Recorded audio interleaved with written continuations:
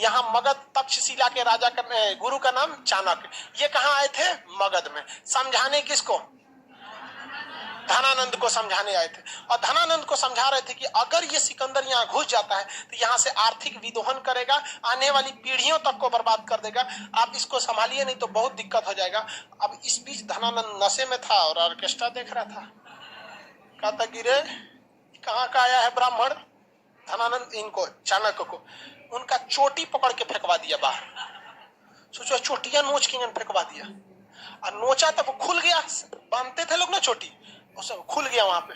अब धनानंद के सामने इनका गुस्सा 7वें आसमान पर था चाणक्य का। और चाणक्य ने वही कसम खाया था कि तुमने मेरी शिखा खोली है, इसको तब तक नहीं बांधेंगे जब तक तुमको इस धरती से ना उजाड़ देते हैं यहाँ पर। अब वहां से धनानंद चले आए वापस, सॉरी धनानंद कह रहे चाणक्य। और चाणक्य यहाँ आए कहां पर?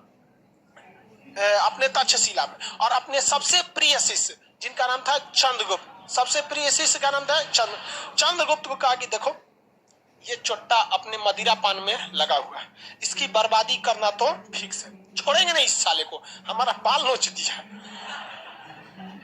बेइज्जती कर दिया यहाँ पे, समझा गया चाणक्य ने। अभी पहला काम हमारा क्या है? सिकंदर। इसलिए दिमाग से उतर जाओ और हकीकत देखिए चाणक्य की। गुरु चाणक्य ने चंद्रगुप्त मौर्य को बताया ही नहीं था कि मगध में मेरी बेइज्जती हुई, क्योंकि गुरु को पता था कि जो मेरा शिष्य है इसको माइंड डेविएट हो जाएगा कि ये सिकंदर से बड़ा दुश्मन मानने लगेगा किसको?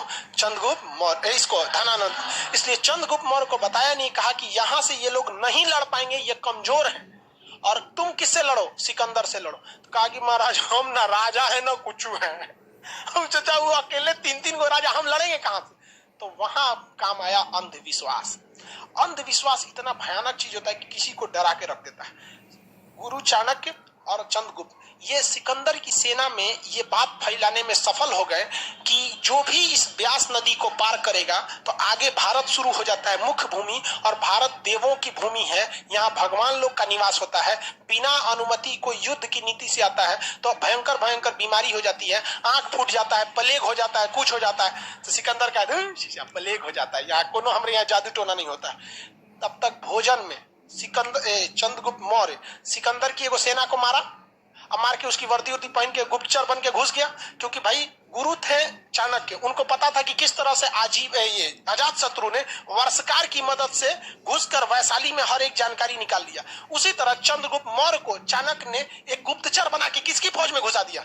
सिकंदर। और सिकंदर इस अफवाह को फैलाने में कामयाब हो गया और धीरे धीरे वहां के लोग डरने लगे। इसी बीच चंद्रगुप्त मौर्य ने खाने में जहर मिला दिया। उस समय फोरेंसिक रिपोर्ट होती नहीं थी, कौन सी पता चलेगा कैसे मर गया? वहां जांच होता था कुछ। और जहर एक से एक कैटेगरी का था, आज खाओ 2 दिन बाद मरो, आज खाओ 3 घंटा बाद मरो, आज खाओ 6 महीना बाद मरो, इस टाइप का। तो जहर दिया और 1 हफ्ता बाद उसका असर दिखने लगा। 1 हफ्ता बाद आपको पता ही नहीं चलेगा कि 1 हफ्ता पहले क्या खाए थे। आपको पता है क्या पिछले संडे क्या खाए थे? किसी को नहीं पता।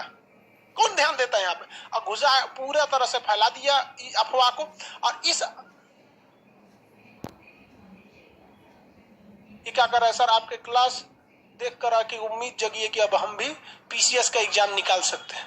हाँ भाई निकाल सकते हो। चलिए ध्यान दीजिए। आप सिकंदर की फौज में अब धीरे धीरे क्या फैल गई? अफवाह।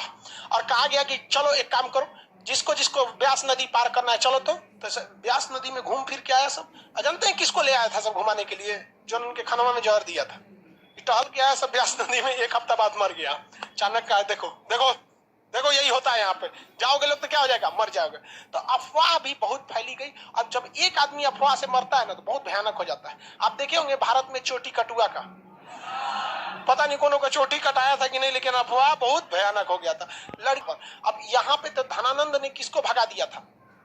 चाणक्य के। यहाँ चाणक्य अपने शिष्य चंद्रगुप्त मौर्य के साथ यहाँ अफवाह फैलाने में क्या हो गए? सफल हो गए। अब सिकंदर की फौज 2 कारण से, एक तो पूरी तरह से थक चुकी थी, लगातार युद्ध कर करके थक गई थी फौज। यहाँ इससे आम्भिक से लड़ी थी, लड़ने के बाद ना सरेंडर किया था, थोड़ा मोड़ा युद्ध हुआ था तुतु में। पोरस से बहादुरी से लड़ी थी और उधर से लड़ते हुए आ रही थी और दूसरे की जमीन पे बैठी है, टेंट में लगा के नींद अच्छा से नहीं आएगा। उस समय व्हाट्सएप भी नहीं था कि घरे बतिया ले। कोनो का हाले फिलहाल ब्याह हुआ था तो घरे लौटना था बेचारा, फोन नंबर भी नहीं था उस समय, कबूतर खत ले जाते थे सब। तो कहा कि भैया हम नहीं लड़ेंगे, ब्यास नदी को पार नहीं करेंगे। दूसरा, अफवाह फैल गया कि जो भी ब्यास नदी को पार करेगा वो क्या होगा, मरेगा। और डेली उसके कहीं कहीं कुछ कुछ डिजाइन से मर रहा था सब वहां पे। उसके बाद आ गया ब्यास नदी में बाढ़। अब ब्यास नदी लबालब हो गया। भारत की नदियों में बाढ़ आता है तो सोचा समुंदर बन जाता है। अब कैसे लड़िएगा। उसके बाद अफवाह यह फैला दिया गया कि धनानंद के पास हाथियों की बहुत बड़ी फौज है। हाथियों की क्या है, बहुत बड़ी फौज है। और सिकंदर हाथी लाया नहीं था, क्या लाया था, घोड़ा। और घोड़ा, हाथी के आगे घोड़ा कुछ करेगा। हाइट, युद्ध में हाइट का बहुत बड़ा फायदा होता है।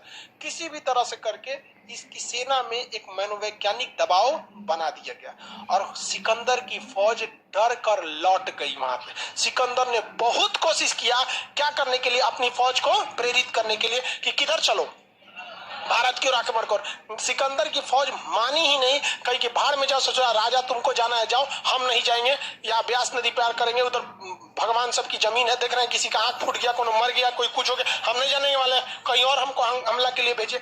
समझाते रह गया सिकंदर, लेकिन कोई उसकी बात को नहीं माना। चाणक्य की पहली नीति सफल हो गई कि हमें सिकंदर को वापस भेजना है। अब दूसरे नंबर पे कौन है, कौन, धनानंद। शक्तिशाली कौन था, सिकंदर। जब सिकंदर को वापस भेज दिया गया तो धनानंद को नहीं डेक्ची के मसाला है। इन दोनों का विश्वास